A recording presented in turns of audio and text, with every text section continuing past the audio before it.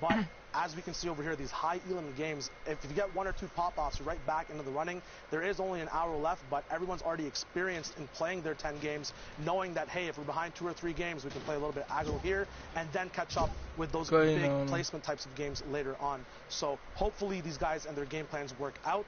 We'll see what's up right now. A little bit of a sneaky game coming in, a 4-gun loadout, which we don't see too much from Issa, with combats, ARs, drum guns, a very AR-heavy medium ammo loadout. Low people as well on mid at the moment. A lot of calmness. When there's not too many people in the server, you have these stalemate moments where a lot of people get to have a lot of information. Now this is good for 2 reasons. One, the people who are boxing up know a lot of things about one another. But the bad part about it is that if everyone has information on everyone, there's so many more sightlines that get abused and used for eliminations left and right around the whole map. Yeah, it's much harder to manufacture eliminations in this circumstance because everyone is used to playing. And it's kind of nuts that we've gotten to a point in Fortnite where 39 people in a 5th circle is like, oh yeah, you know, that's not that dense. You know, it's fine. You got some room to move around and work with. But like, normally the reason people say play for late is because when you get so chaotic, if you are deliberate and you're able to get your rotation down, you will get opportunities to pick off other players. And you can see there just how aggressive these guys have been. 1,102 damage above the Storm Surge threshold. Again, that will turn off once we get down to below 30 players. As you see the launch pad come out, no bonks there. Thought about challenging for height instead. Gonna go far side of the zone and box up and turn. Camo now missing his partner, actually. They finally get together once again. He's going to be boxing up, waiting for any elims to happen. These guys have 8 elims together in total. Heavy Snipe coming into onto the box as well in front of him. No follow-up, though, as it's not possible. These guys are on split layers, although that's very good for sight lines and different vantage points. Sometimes the synchronization can get desynchronized when you're not together with your duo partner. Stay with your buddy. Particularly, it's week 10. Come on. Like, how many times, like, unless your name is Mongrel, like, trying to just 1v2 the rest of the lobby generally hasn't worked out for a lot of players. And right now, Issa and Camo recognizing that, getting back together, still on 8 elims, and now they're going to try and kind of level out the loadout. Interesting to see him dropping the heavy sniper in favor of still running the double AR, but I'm Trash living up to his name there as Issa just blasts him with the combat shotgun. Can't poke there, can't challenge against one of the best players out of Europe. Gets the conversion over, and we're closing in on that top 15. Very, very smooth build over there to get right back up to his partner. But no, these guys are split now. Issa going on for a 1v1. Camo getting a nice low tier or low ground lockdown on his enemy. Max going down on 60 hertz. You got to up those hertz, but you guys see these people coming. Camo moving around. Issa popping off on his lair as well. These guys are owning the whole server, making sure everything's getting shredded down on numbers. Ash going down as well. The finish is coming out. These guys have collectively done so much damage. Drop-offs. It's chaos. Mods going down. Ach du Scheiße. Over here, 15 elims now. He just ran up to 15 elims, and notice how he's constantly checking his Ghost Lasser macht gerade alle platt. Ach du Scheiße. He says, Mongrel, who? My name is Ghost Issa, and I'm here to Ghost Camo und Ghost Lasser, die machen gerade alle platt, die töten gerade alle. Wir haben jetzt insgesamt in der letzten Zone schon 7, 8, 9, 7 Kills gemacht, 7, 8 Kills. Noch 11, 16 Leute leben, ne? 11 Teams. Elims, they're already on 22 points just from this match, but they will not stop yet. There's still chaos going on. Pushes forward. Jexy goes down. Trap gets armed right next to him, and they're into the top 10. Issa picks up another one on the high ground. They're on 19 now. He needs to circle back around and find the zone, and he finally does. Narshni goes down. Delay goes down. Top Boy goes down. Closing in on top 5, and he finds it. Jinsen goes down as well. 6 left. Release him! Are their health bars working? They haven't taken any damage that's significant at all. Still both alive on separate. They're playing solos. Guys, you queued up for the wrong mode. What's going on? It's 9th circle, 8 people alive, both on separate layers. Still 3 stinks available for pressure, doing their own thing. Back-to-back intensive goes down. The workout's too much for him. Another sting going on height to help out his buddy Issa on low HP. Camo, finally these guys are getting put in check. Issa taking stinks. 1 HP. He goes down. Can Camo clutch up? A mini coming up. The enemy pops in with a heavy sniper. Mark bringing down their big rain, but so many eliminations as we move on to the last 1v1. Alphen up with Mark going and bullying the last solo player left alive. Issa's big rain going down. Camo also going down as well. Alphen with a big combat shotgun pop shot. Intensive 8x finally going down as well. They secured the elim points. They secured the victory royale as well. But Camo and Issa, holy moly. That was huge right there, but not to be understated. Alpha and Duo picking up 18 points right there, 8 elims, and the victory route. Zeke, that was nuts. Sundown, that was absolutely insane. I mean, first of all, it's so awesome to hear Shy's voice and hear how incredible he is at casting. Let's just... A great first cast. That was great beautiful. First cast, especially in that game with Issa and Camo. Controller lords, you got to think with another pop-out performance like that, yes, they could be potentially contesting for a spot. They could be the only full controller duo to qualify for a World Cup. It is the last. Ich war ganz kurz.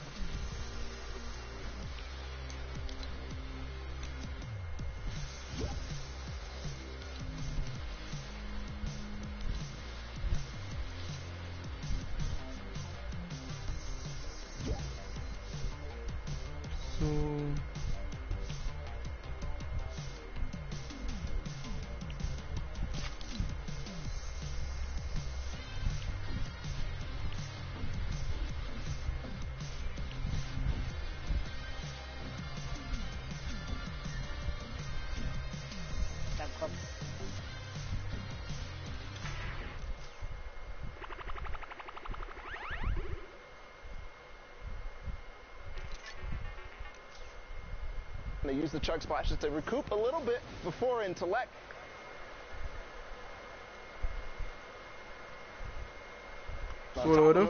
Here, Osmo goes on a tear with his teammate Milan. And I mean, some of the things that they did here, this was really interesting to me because you used to run out in the storm and just tank the damage from the storm to get the loot. But in this case, he's using the chug splash to recover instantly. And then what a catch there from Osmo. We're going to look at another team here, Provoked and Imagine, who are so close to qualifying week after week, especially last week 8. Provoked actually goes down on a waterfall there as somebody makes its way there. But this shot was disgusting. He didn't even actually get that elimination. He did a 112 to him to the face. But actually, Jorge, who was up on high ground towards the end, managed to nag that from him. But then Osmo taking on both Carnifex and Harmy by himself. Back on Imagine, though, as Osmo finally, because he doesn't have his shotgun reloaded, ends up going down. Imagine with the good attempt after we saw Provoked end up going down from fall damage, takes out Risk while in the storm, and then makes another storm play to kind of try to catch him by surprise, but it's not going to be enough. But it was so close, Zeke. This shot right here, and then look at this. He was so close. He already had his crosshair on his face, but no. Jorge is going to take the win just barely by milliseconds here, Zeke. This was so close. Man, coming down there to the wire, man, this is just what Fortnite is, right? Like, everyone's going to give it their all. Everyone wants to qualify, and that's the kind of stuff we're seeing. Let's take a look at the leaderboard to see how things are shaking out currently. I can't even read. Den Magisk, I don't know. Den Magisk? Magisk. I'm going to call him Magisk. Magisk, great. And TTV, I'm the Beast. We know you. You've been hanging out here for a while. At the top still, though, 7 games remaining. Yeah. This is pretty substantial. 3 victory hours right now, 100% win rate. Yeah. Wait, what? That is ridiculous. I mean, 62 points. This might be flipped here. Games remaining versus matches played, possibly. Miss Benji, Fishy, and Mr. Savage, we've seen them week after week. And people are starting to, use that Fishy tag at the end of their name to get the good luck. But, I mean, Wolfies and Rojo were up here earlier. They've got 57 points now. They dropped down from 1st to 4th. Skyte and Vato, who are just barely, I think they got 9th place twice in a row in the duos week. So that's one of the French-speaking duos that have not yet made it. We saw the Solar guys go through before, and then some of these other guys as well. Andalex and Orc, we saw their win. And Dreda, who had the crazy performance in week 9. You guys watched it. Just unbelievable. So it's shaping up. I mean, I'm already seeing Skyte and Vato. I'm starting to get excited because they start to play better as time goes on. And we just have all but time right now. It's running down, though. Yeah, for sure. I'm ready to get back into these games. Bala, if you are as well, I think we're going to send it back over to Sundown and Shy. Gentlemen, back over to you and keep the action rolling. Thank you so much, Zeke and Bala. All good, Shy, no worries. But I'm so excited. Like you said, we saw so many of those guys up on that top board. It's so incredibly dense. 52 players in this lobby, 28 duos remaining. And again, the 4 final spots. We're coming down to it right now. That line, because the Mr. Savage and Benji Fishy duo have already qualified, would be 54 points. 51 was on the bottom. 3 points separating everyone. That's how tall you have to be to ride the ride. And Storm Surge is on again, Shaq. The pressure is active in EU, and we are in pressure plant as well. The lava's hot. These skins look hotter. The guns look very nice as well with that new camo that's out in the shop as well. A lot of edits going up and around. Once again, Geysers up in play. A lot of free rotation, free shots being taken too. But a miss coming in from Speezy, very, very close to the opponent's head. Baller's getting shot down on Storm line. Once again, a very good position. A lot of people playing for pre-positioned advantage points and then milking those elims rather than getting them on the fly. The guys are being baited now. Can the beams come through? White HP on that opponent. His fly gets cut short. Jarkos going down now. Where's his dual partner? We don't know. His finish is going to be coming out now as these sweaty soccer skins, Alex and Speezy, are just going to be tearing up this low ground, making sure no one's allowed to be this tall for this EU ride on the northeast side of the map. And you see them actually able to get into the mid-ground. Alex was the player from the Winter Royale who hadn't played competitive before, was just always in the arena duos and said, hey, I'm pretty good at Fortnite, and through the open structure has now been in all of these end games. But Speezy now going to opt to tarp away. We'll see the conversion happen onto Alec, and now has to make some tough decision in terms of loot. Is going to drop the heavy snipe in favor of taking the rift. Will he opt to fix anything else up? And you can see now he's trying to go back through and just make sure he gets every possible little bit he can. In these solo spots, when you have to face up against other duos, those spam weapons are always vital.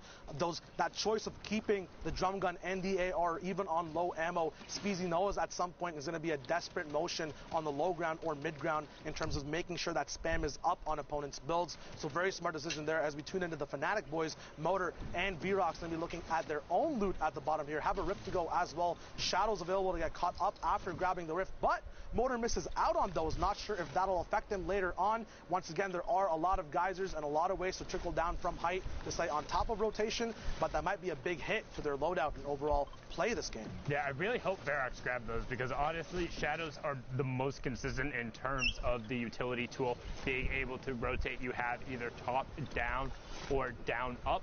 You're able to rotate and get high ground if necessary and just make really clutch plays in a pinch. As you see, a lot of other people rotating the good old-fashioned way. It's Fortnite, the battle is building, and everyone is tarping up the side of pressure plate and trying to do damage because that Storm Surge is still active. You can see Motor and Varrox about 9 points off that pace right now to be in the top 10, 12 points off qualification pace. What can they do to get themselves closer? There they are. There are the Shadows we saw earlier. Will he be able to grab them? Is that another misgrab coming out from Motor? And we talked about the clutch and the pressure being on. Now actually misses himself in one of the chug splashes too, but doesn't matter. Call him an action hero as he slides down the side of the volcano and finds the Elim. Very smart loop balance from those duos as well. V-Rox goes down, but he did have a slurp ticking while he let Motor play with those chug splashes. You know, it's easy to have a very efficient chug splash in duos, but on rotation, it's very hard to hit you and your partner. So very smart decisions there.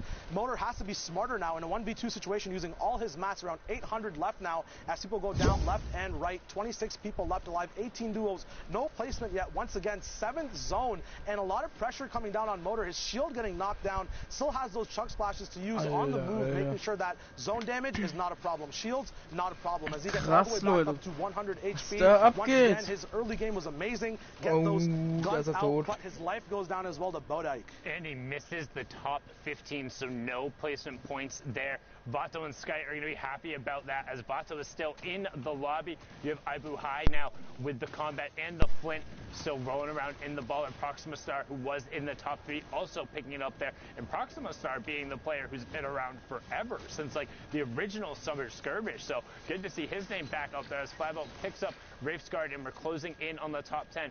Buhai trying to find a decent amount of space there in the middle, but somebody is way up on Ultimate High as we're rotating around. Zeke gets blasted by Flavo in the back. Will the Elim come through? No, he's able to find the zone, but not able to pop it up, as now all of a sudden Old Man Melt, and 1-2 players up top. This is when you wish you had Shadow Bombs. Matsu and Ibu High on the mid ground. Ibu High gets that, but Proxima Star and his teammate just get to rain down shots on the rest of the lobby. Ibu High trying to find some space to exist, but he's going to have to go back over now into the plant. There's only Ibu High in a 1v2, and that's not going to be enough. Fury Legend and Proxima Star going to close that one out. 6 Elims and the victory round. That's how they were at 57 points. That's what got them up there, and hopefully they can keep on that pace to qualify.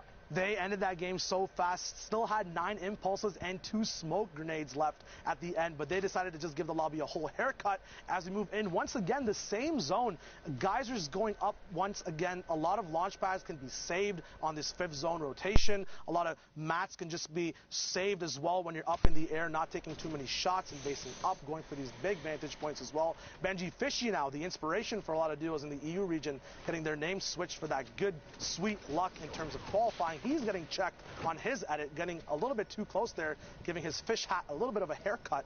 A lot of heals being used on that as well. Could be a mistake that proves fatal at the end of the game. And one thing I do like, though, is with how many more shields there have been in the games, is players are taking more risks. They're poking out more. They're looking for more trades. They're willing to go take fights because it's like, hey, if we don't get everything here, it's not the end of the game. As Rickolas finds a great double snipe onto him, that's what we talk about, always making sure you cover 2 layers. So what are they going to do? They're going to disengage down and over 1 layer and make sure they're boxed up.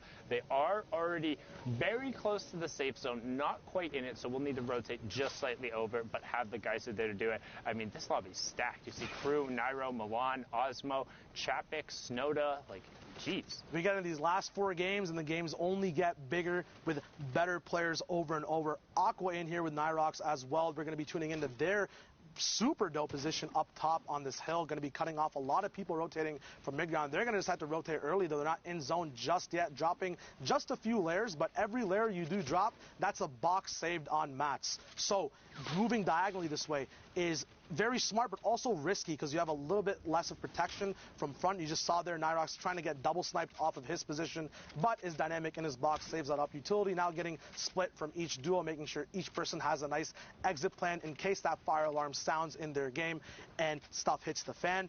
Nyrox going to be looking out, up and around for any vantage points. 5th circle to 6th is that kind of stalemate time where you can look for picks. He gets a nice 33 damage shot on a duo moving down bottom. Aqua looking through his pyramid, looking for any information up on the map as well.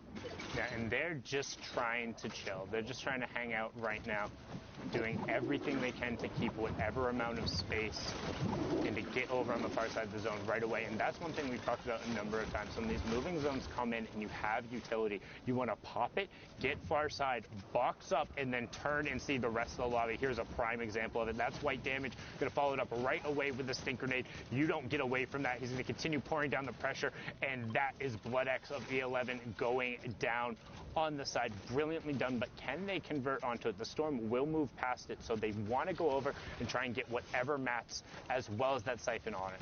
Once again, EU is so good at just using their utility and following up with the shots. Nyrox now going down, unfortunately, could not cover his head up top. Very still smart plays there, playing off of his thing, saving that last one until he had damage rather than just using it for an impact in the game. Always make sure you're milking the most out of the stuff you have in your inventory. Benji now still alive with Savage, looking for a reload while the wall goes down. Very unfortunate there. That small mag size of the infantry rifle proving to be fatal in terms of getting that elimination point. Benji and Savage now in the same box, getting caught up in a big community rift.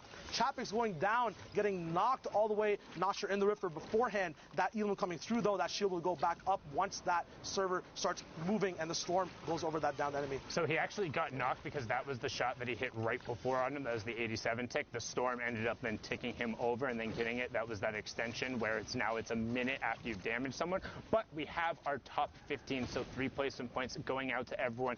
The Fishies getting those as well, so on 5 points so far from this match. And also still 2 Shadow Bombs with a lot of mats, so they're going to be able to play for late as Andretta gets picked up. So did get the top 3 points going there from top 15, but not anything more there. Majin provoked on the mid-tarp. You see I'm the Beast and Magisk posts on the high ground above him.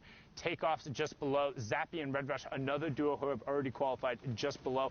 Anonymous 27, not to be confused with Anonymous 72, just below Dementos here as he's tarping towards the side, trying to make it into the top 10.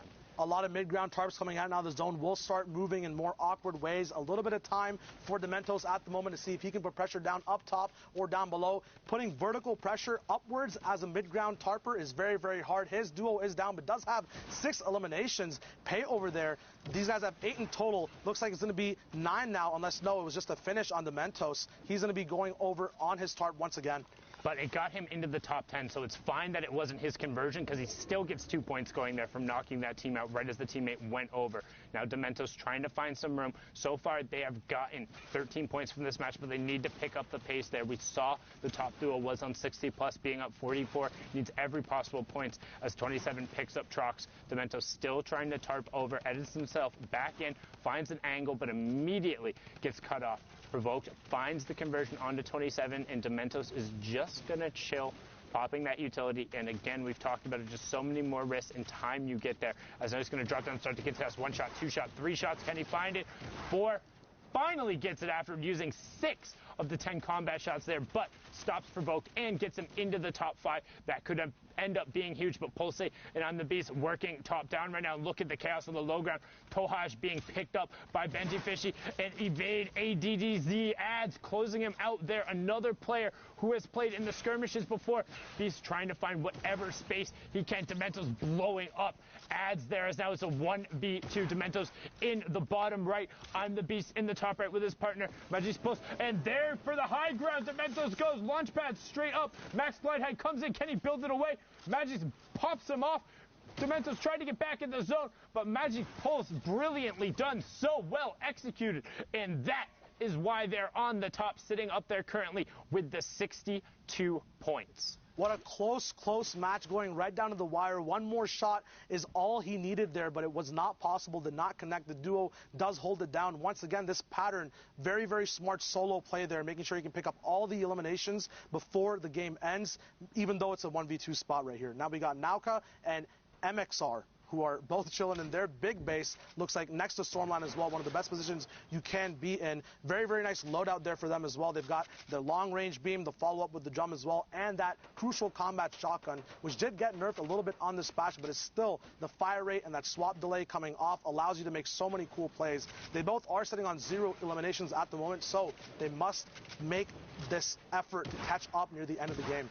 Yeah, and just one thing in terms of the combat shotgun change, I feel like it's kind of mitigated just because of the removal of the shotgun timer. It ends up allowing you to kind of do, a lot of people call it the TPU Classic, where you're ramping out and you're able to effectively tarp and shoot at the same time with very minimal amount of exposure. And I think it sort of makes up for the slight change in the range in terms of the tiles and how much damage it does. So the combat still being very, very, very strong in the current meta, but you can see MXR being able to push in, trying to find the conversion. Is some pressure from above and just goes for it. Gianni Jr. showing why he's not Gianni Sr. being taken down there outside the top 20. No placement points for you and a lot of time wasted in that lobby.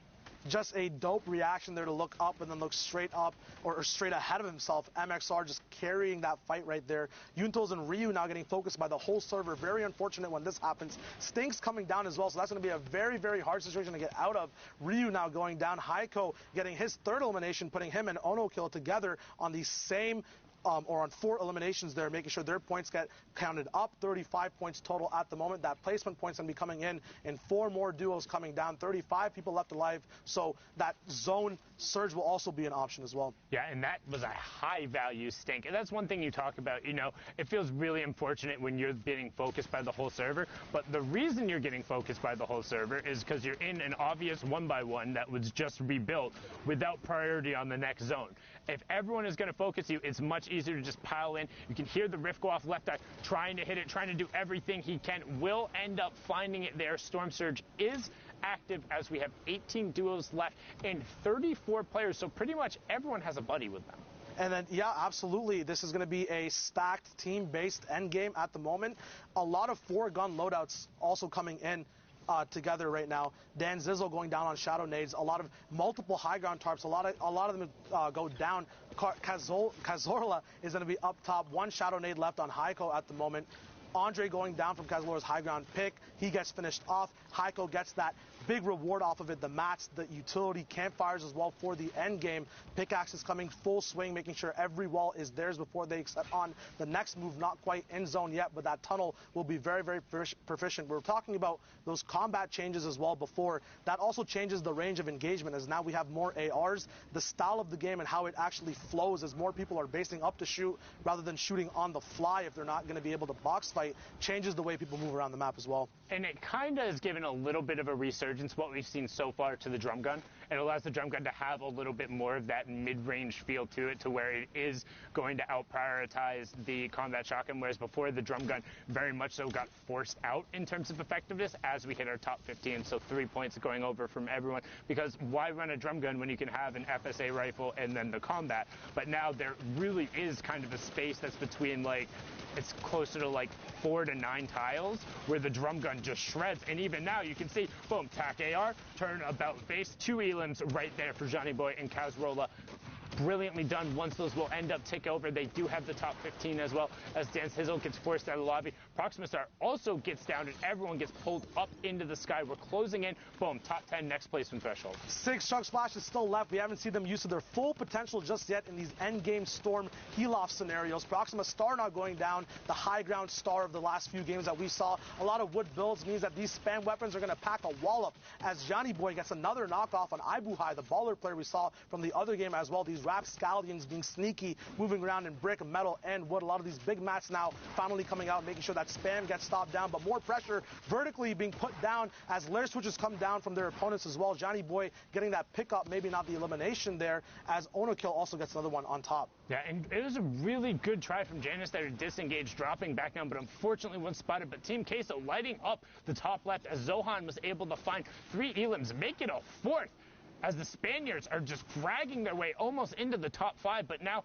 Kazrola doing everything he can on the side of the zone. Johnny Boy is still up as well. Great 130 shot in the immediate replace. Kind of upset he didn't try and follow it up right away, but he does. That was Fury Legend. Proxima Stars duo is going to get taken out and outside of the top 5, so that's 2 points is leaving down there. 1 Chug Splash is tossed out there as we're closing in. 9 players left, 6 duos remaining, Shy. Yayas has all the pressure on him now to get that last placement spot. He is low on HP, but it is kind of free for that. As once again, it goes through 4 duos left now. MXR still alive. His dual partner as well is going to be a big fight on the low ground, and 1 person confirming things from the high ground. Low ground, though, we do have almost 11 Chug Splashes available as these boxes get bursted into. Onokill going down to MXR. Another quick flick.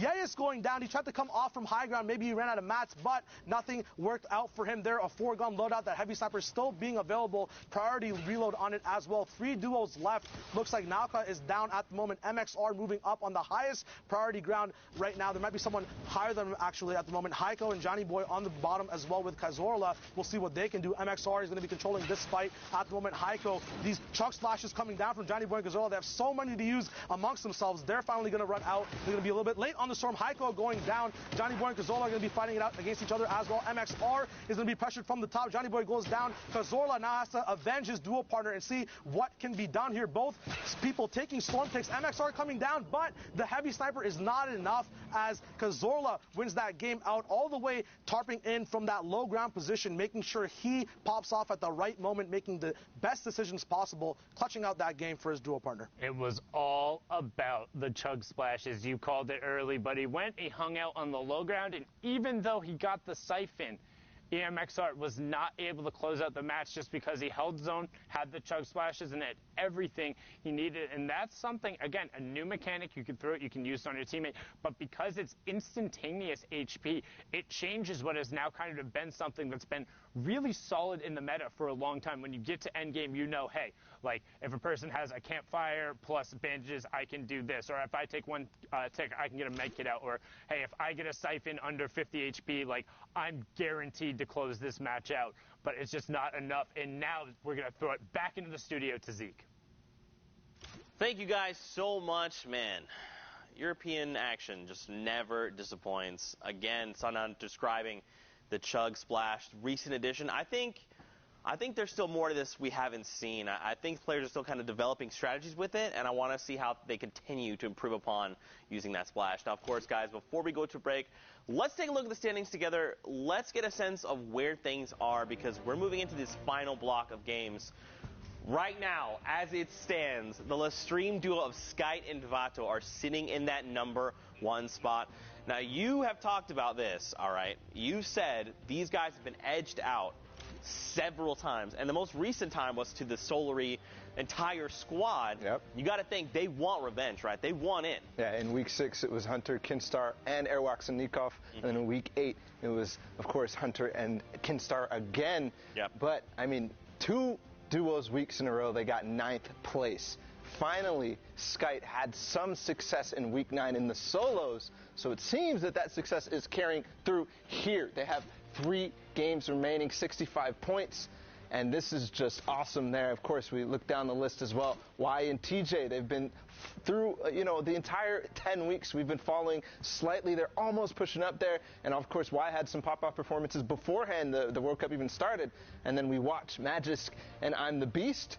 Their performance there, we haven't seen too much of a movement here yet in that score, right? 62 points is where we left them off in that game, and they're still obviously probably playing. We'll see if that updates, if they move back into that first place. And then moving down the list, basically, so we have Wolfies and Rojo, they keep moving down and slowly going down. So there is 4 spots up for grabs. And something that's different, though, no Stompy and Shinken, no Benji Fishy and Mr. Savage. They're down here right now, but they're not taking up these spots. So it is the top 4 that are going to be going through. And since queues are about to close, we're about to start getting into those final matches.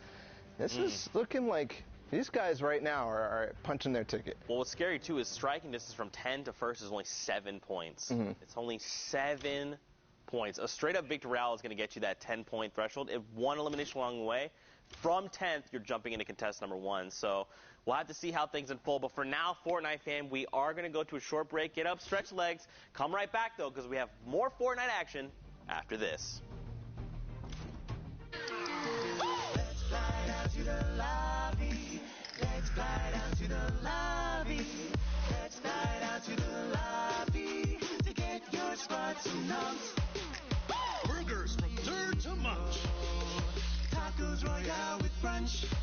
Can't you see the tasty treat for Lil Whip, Peely, and Pizza Pete? Let's fly down to the lobby to get your spots and numbs. Let's fly down to the lobby to get your spots and numbs.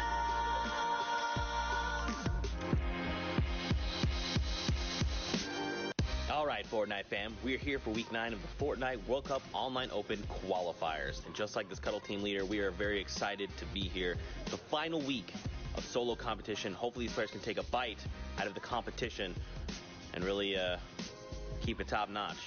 Codename Elf. Guys, are you ready for week 9, the finals day?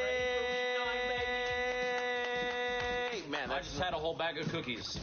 A whole bag of cookies. He's the yes man. I'm so happy I don't have to be near Zeke for much longer. We got some qualification. We got a dancing banana, too. I want to see Zeke wear that at some point during the World Cup. Fortnite fam, you guys know I love it when you use that hashtag Fortnite World Cup. We actually have a social producer that helps sift through all the tweets and all the incredible things you guys send us, and his name is Nick Brown. All right, guys, my name is Nick Brown, and for the Fortnite World Cup qualifiers, I've been working as a social producer. So basically, every time any of the casters say use the hashtag Fortnite World Cup, I'm the one who plays defense to make sure that none of those cheeky tweets with bad words end up on the big screen.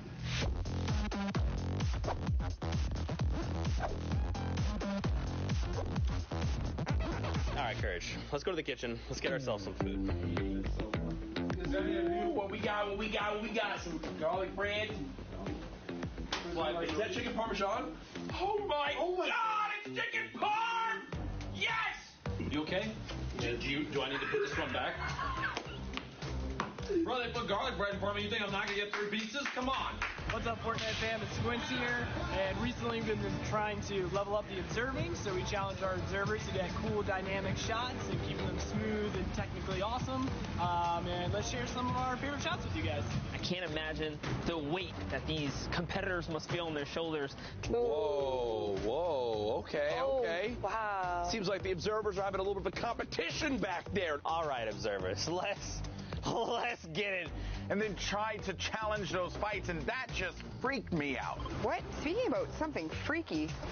There is Nick just above Chap's foot. Yes, apparently that's someone's name in Fortnite. You don't know about that, Jack? No. I mean, you really need to step up your competitive Fortnite knowledge. It's okay though. It's Chap's foot. Like, he physically, he plays. I hate you. What's up? It's Monster D-Face. What's up? Yo, Monster. You know you're my favorite? Yeah, absolutely. If I told you were my favorite, would you believe me? Probably not. We all know Sundown's his favorite dance. That's why, dude. Right there. Right there.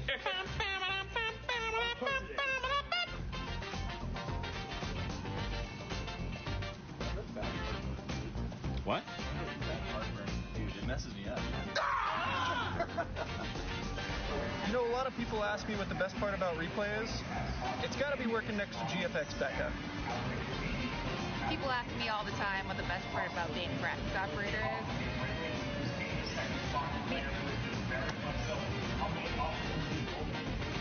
Someone here specifically that keeps the ball rolling no matter what happens. And his name is Jordan.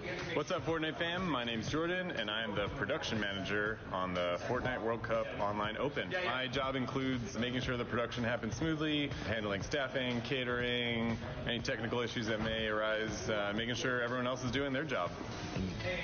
He's really good at stuff. We're on a break, and Jeff is going for the high score.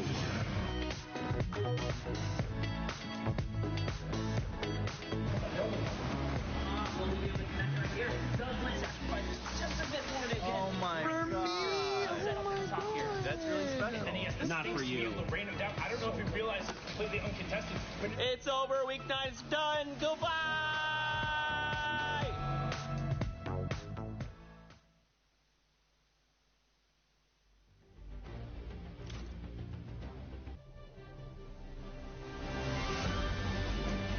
Welcome back, Fortnite fam, to Week 10 of the Fortnite World Cup Online Open Qualifiers. My name is Pookie Face. We've gotten into a little bit of the European action. We're playing duos today. I know I'm excited to see how everyone fares. We only have a few more spots left in New York at the end of July. So without further ado, I want to get into more games, but in order to do that, I need some casters. I got Zeke. I got Bala. Boys, take it away. Thanks so much, Pookie. We are here. Can't stress this enough. This is the final week. This is it, Week 10, final opportunity, the final chance for players to earn a spot in the World Cup Finals in New York City. It cannot be more stressful than this. No, it can't. There's only 4 spots up for grabs in the EU, and we're already seeing the story shape up. Skyt and Vato might be making that last-second clutch into New York City. But let's get into action because we have to figure out who is going to be left standing when the dust is all settled. So let's get into games. Here we go. The first game of the block. So don't forget, those queue times, very, very close to being all wrapped up. Then we're going to have a little bit of extra time to just make sure everyone gets all their games through and completed. Don't forget it's 3-hour window or 10 matches, whichever comes first. Hopping on here with Kiklos, ZQ, and his partner, Swats. 4 elimination between them. 41 players remain in the current lobby with 22 duos still left. Look at this circle right now. Yeah, it's going over that entire ravine there, the bridge in the middle. So kind of a little bit of a treacherous path, but I can already see, just based on the stances of some of these players are taking, they're ready to hop over with the launch pads or shadow bombs or whatever they might be using, and to get in that half in, half out, which is positioned right on that big hill with the, you know, the tree of life, as I call it. Yeah, that's one that I've taken. I just used to call it Big Tree, then I was like, no, Tree of Life makes sense. But if you're watching the bottom right, you see all the triangles. They're already converging on the new safe zone. Nyrock's going to get ripped out of the air immediately. That is another elimination, and Swats confirms it there. 5 between the duo now, and this is huge. Now, keep in mind, they're pretty separated, but, I mean, Kiklos is in the baller, so he can kind of navigate as he needs to. Yeah, but separation is, you know, what actually caused that elimination to go down onto Nyrock's Aqua. Oh, the baller. Oh, no. Well, that is so sad to see. Just like he took out Aqua, he actually blew up his launch pad right before he managed to get on it. So Aqua going a little bit too fast, but here he's going a little bit too fast for his baller. And again, split from his teammate, just like he said, Zeke. Is he going to be able to find anything from here on this low ground position? A little bit tough. You know, trying to divide and conquer, I mean, it can work for you, right? Like, if you've got the confidence, you've got the skill, can absolutely make it work, but look how far away diagonally he is right now. I mean, you got to think this is the top 1%, right? Don't forget the top 3,000 or 1,500 duos from the region move on to finals. Maybe you'll catch some people off guard, but for the large part, you're not going to catch many like incredible players off guard with that kind of tactic, right? Like they're going to be looking, they're waiting. Like someone's going to do something cheeky here. I just feel it. 44-88. Oh my God. Okay, listen, ref's guard. Well, all right, I was going to say pull off another shot. He just beat me to the punch. It's like, Zeke, I got you. Don't worry. That infantry rifle being used right through the window. So strong at putting out those high damage numbers right away, taking down that duo. And actually going to manage to snag the loot as well.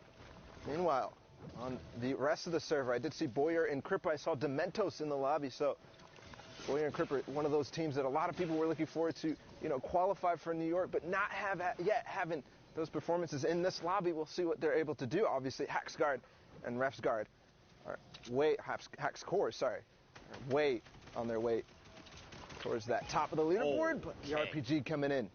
So I believe, if I remember correctly, I think Crippa was actually picked up, and I think Boyer's by himself. Once we can take a look at the high and wide shots here and establish things, we'll get a better sense. But right now, rotations need to begin happening. Shadow bombs are being popped, and look at this. Going to try and reposition here with Ref's guard. That's good. Team is back together, and the chug splashes. Thank you, teammate. And it comes out. Didn't catch it. The player drops down to 76 over on.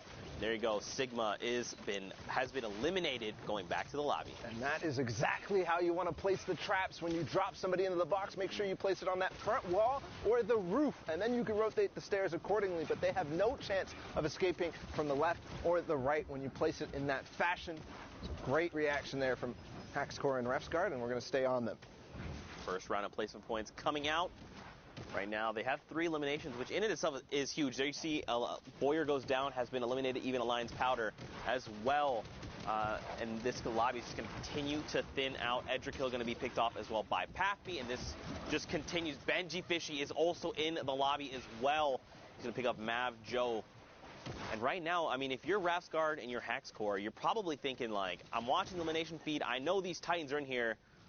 What are we looking to do, right? You've already got the first round of placement points. You're about to hit the next round. Do you think they just go full send, try to find eliminations, maybe play it a little bit slower? Oh, my God!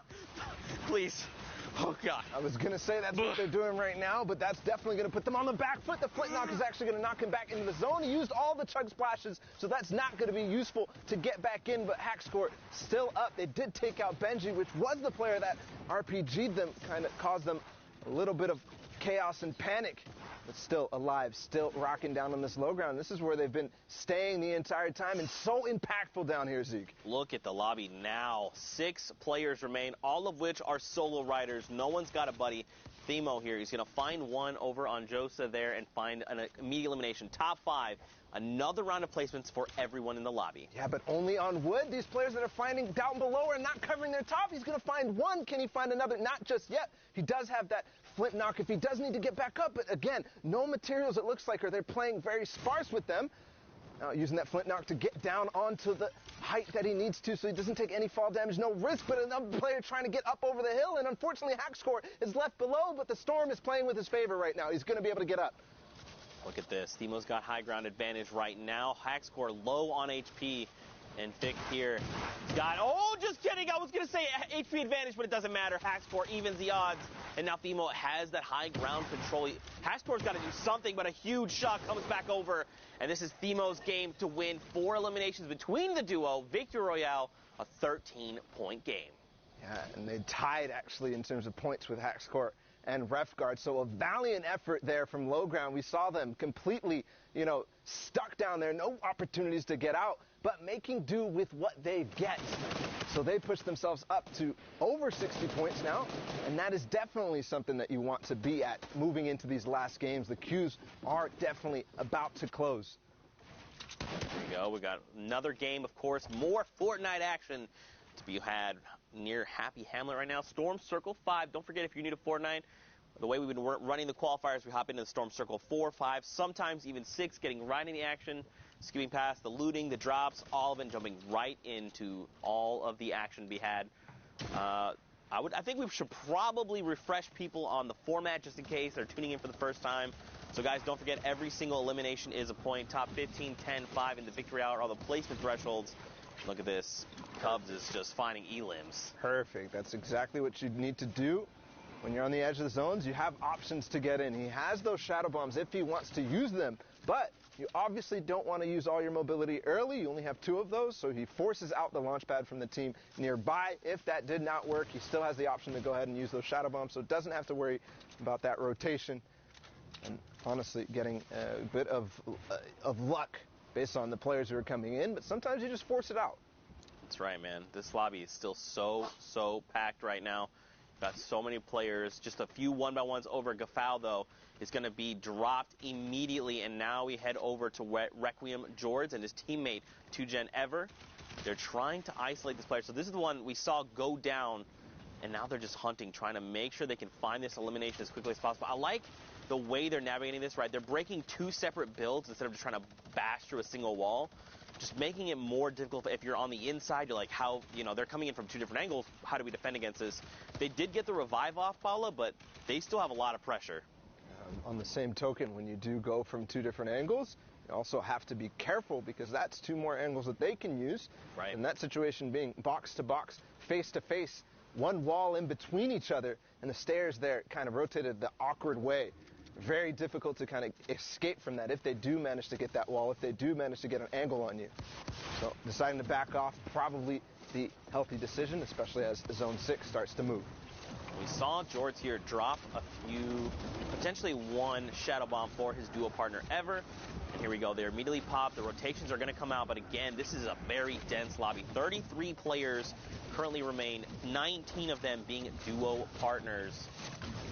They need to find more. You got to think, obviously you want to try and make placement. That's huge, but every extra elimination is going to make the difference on impacting that leaderboard. And I'm sure this is things they're thinking about, right? I'm just thinking aloud right now. Oh, perfect. Castery gets traded out there, trying to make a late rotation. Not today, friend, not today. Well, we saw earlier, they're only at 35 points in this game, but we saw Camo and Issa with that crazy performance to try to push them up into leaderboards. They weren't in the top 10 last we looked, but, those performances are the one that really push you, not just 1, 2 spaces, but really 5, 10, 20 even in some cases. That's right, and look up top, FaZe, Vorwin, and Atlantis Tux. They've got themselves the high ground advantage, which is huge. It's going to make a difference. Look at this. Someone trying to challenge, and immediately they say, we need to bail out. This is not the strategy. And Razny gets shredded like shooting fish in a barrel, comes right out of the sky, and the elimination is confirmed. And this is even with the changes to the combat shotgun, the effectiveness at range getting dropped a little bit, but Warman not doing anything, not worried about it at all. But here, Tux is going to be fighting for height. I think Warman, his teammate, needs to start pressuring and stop this. But oh my goodness, what a shot up above the builds. Tux is going to find that elimination just there. Sloopy not going to find a height. Still going to be on Tux and Vorwin. Advantage to them. Crack a ball right out in front. He drops the player and gets some blue damage numbers. Remember, that's on shield. If it's white damage numbers, they've got no shield. Tuck's gonna okay.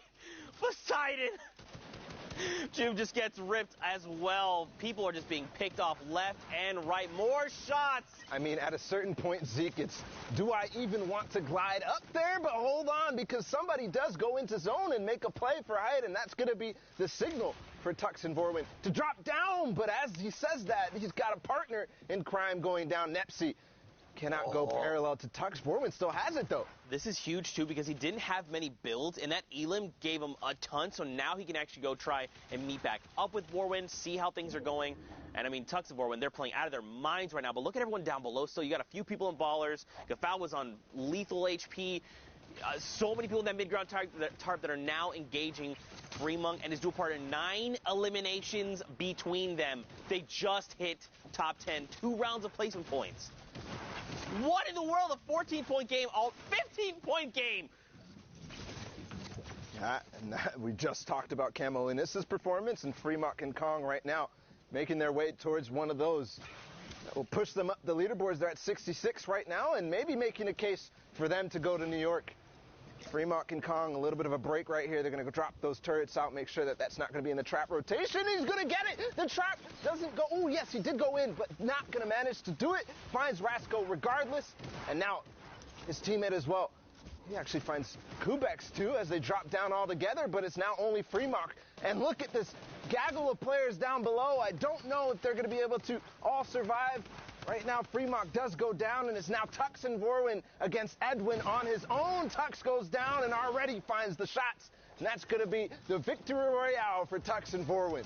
They played that so well, right? Like, they just waited. They knew, and especially 8 eliminations. An 18-point game, this is massive. This also, we saw the other duo was at 62 points. They're now at 66. So you got to think they're contesting for at least top 5. But for them to realize, like, look, everyone's down below. They're all fighting on that low ground tarp. Let's just hang out in the sky. Let's just do what we do best. Wait this out. And, of course, everyone, like fish in a barrel, comes to them. But look at this. Stompy and Shinken here. The little thin pancake. Who belongs in my heart forever.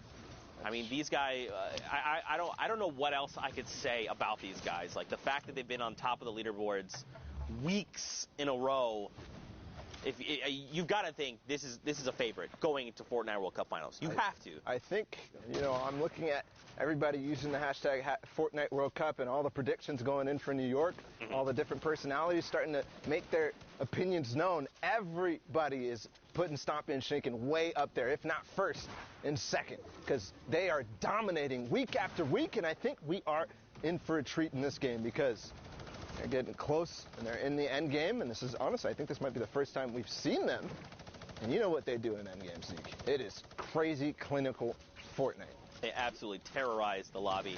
They just, everything they do is about how can they get an edge up, and then they make sure they're almost like squeezing the life out of you very slowly, right? Suffocating is like the word my mind went to, but it's kind of just like they're bringing the wall. It is that. It is that, right? Because like when they do find an opportunity, they pounce so hard and.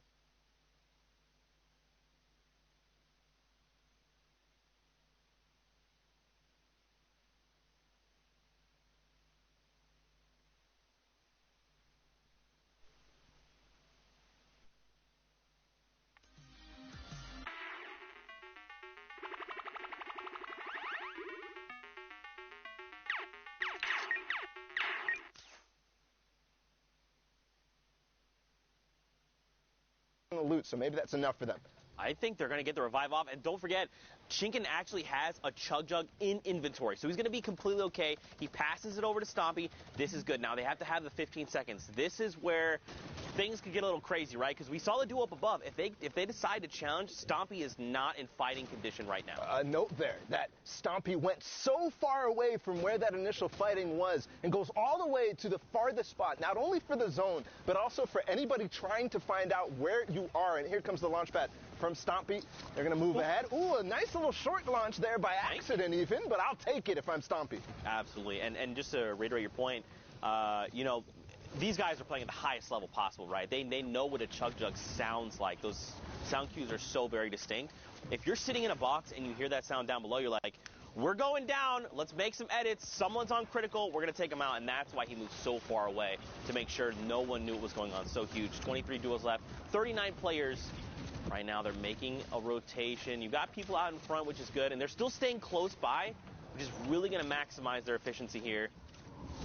A lot of people going down in the lobby as well. I think staying close by is something we're actually not really used to seeing from Stompy and Shinken. We see them trying to take over the lobby and get as many opportunities as possible, but what is that from Stompy? I mean, but one of the things that is very important here to note is their mobility is starting to look scarce. All that we see on Stompy right now is that glider redeploy. They already used their shadow bombs, the launch pads, because of the position they were put in. They couldn't rotate early.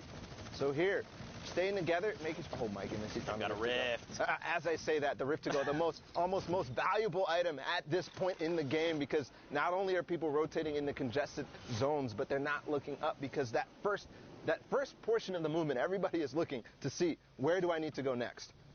And they've got a great bird's eye view, right? They're slowly descending on.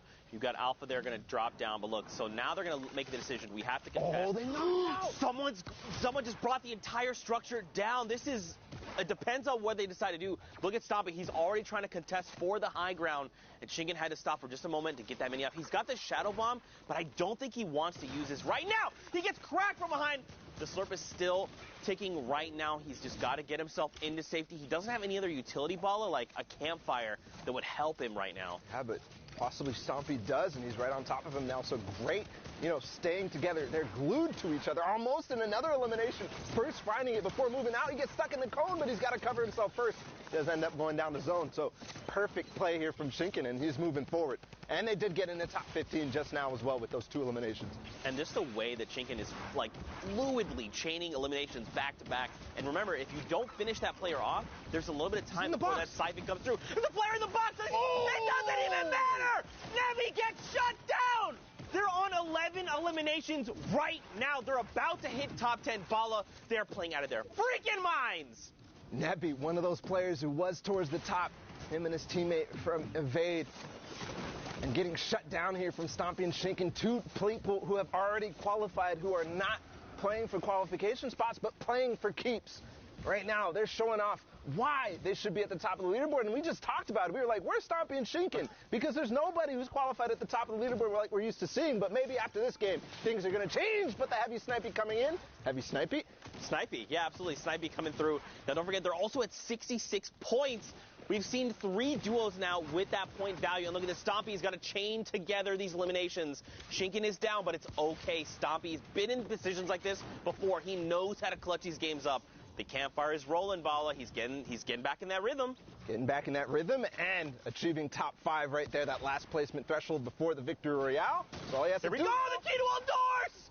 Oh my! Okay, I'm going to lose my freaking voice after today. I'm telling you right now. Stompy and Shinken are putting on a show. The European queues are done as well.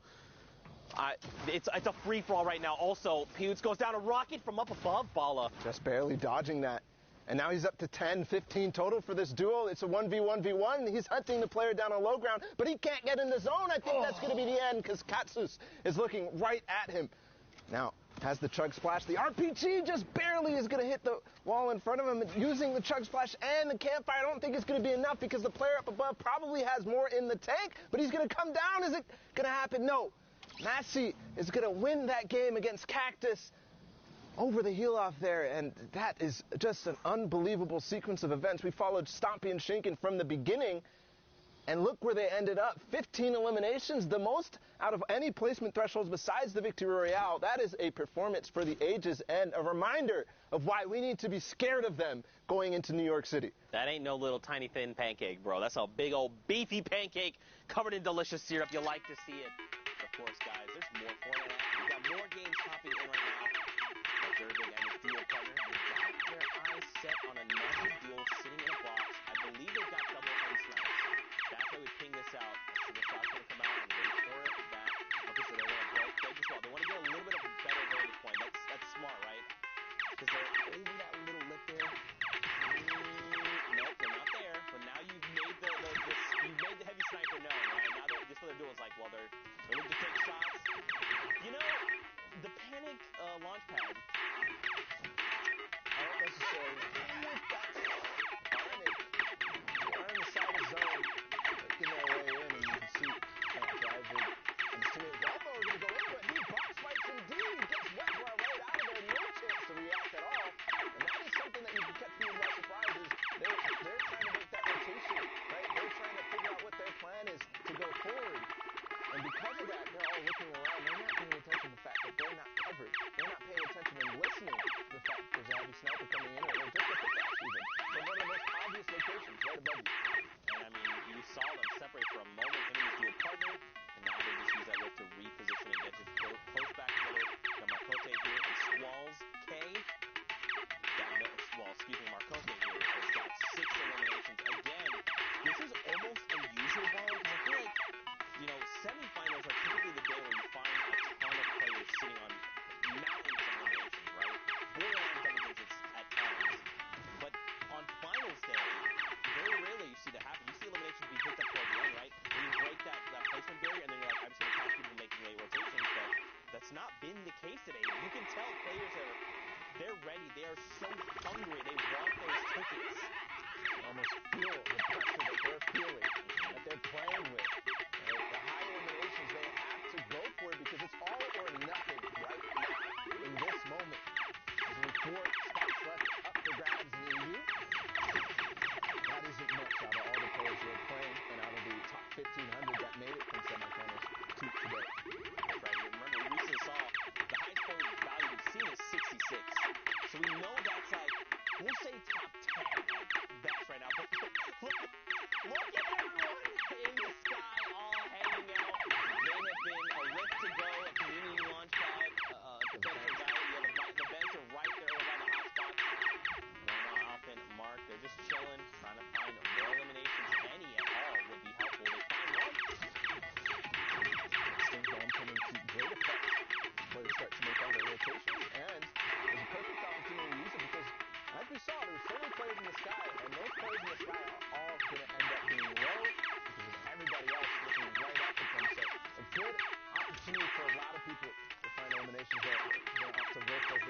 pressure and as the seventh zone starts to move.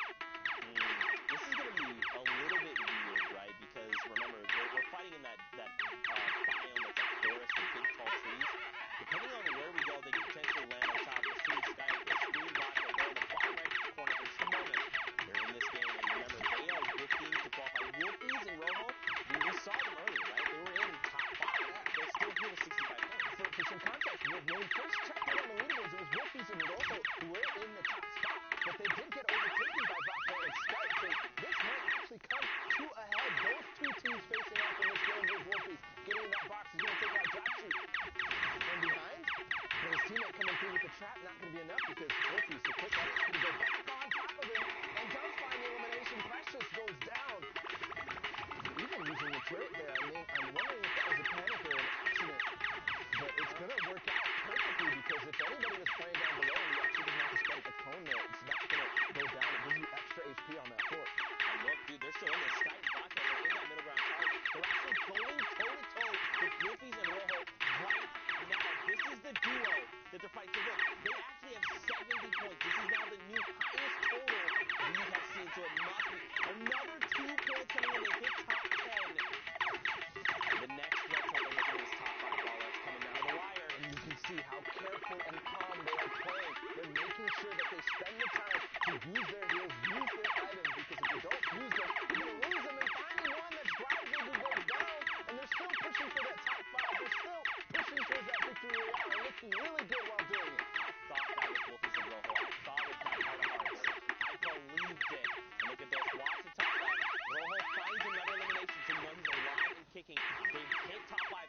75 points over on the Lastrine duo. The French-speaking Canadians got losing their minds. Up above, you got Mark and Alpha as well. The question is, where is Wolfies? Where is Rojo? Where are they in relation to each other? This duo right in front of them very well could be them. Or it could be Alpha and Mark. It depends. I want to see the tide back, man. I almost want to see a 3-box. I got to know with my heart. Well, the trap going in there is definitely going to de-incentivize Skype and Vato to go in there. We can see Mark and Alpha up top. Wolfies and Rojo down below. They take out takeoffs. And now it's all time to go right down. They know the situation, but Skype gets taken out right away by Wolfies, and they're still fighting. Vato goes down. Rojo and Wolfies take the win there, and they're still going. There's only 2 players remaining. It's a 1 versus 1 right now. Oh, it's Vito and Smoke, Mark, and Alpha are going to come up from the top and clean up house. That was insane. They ended with 77 points. That extra 3 points would have probably helped get them to that 80 threshold and just help build that lead. But this is absolutely insane. I think, well, for now, we got to send it back in the studio. We got to meet up with Pookie. We got to see how things are going. So, Pookie, let's send it your way. Thank you so much, Zeke. I am here in the studio. Those games are absolutely wild. Uru is like always, not disappointing, that is for sure. But I am joined with my good friend Sundown. He has got some clips for us. I know he's got a little bit of Stompy. Can't wait to see that. Here's what we got. Now, let's actually jump in right here with some of the duos who have been popping off so much today in the last ball.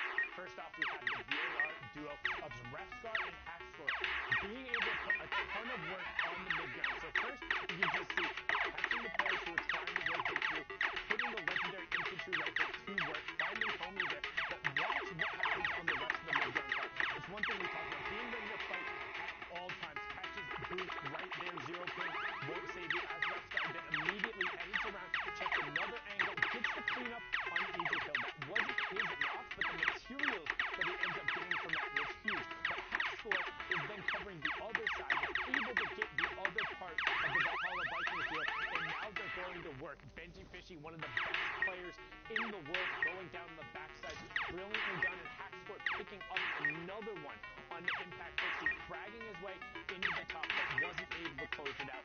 Puck Snap, on the other hand, was a 1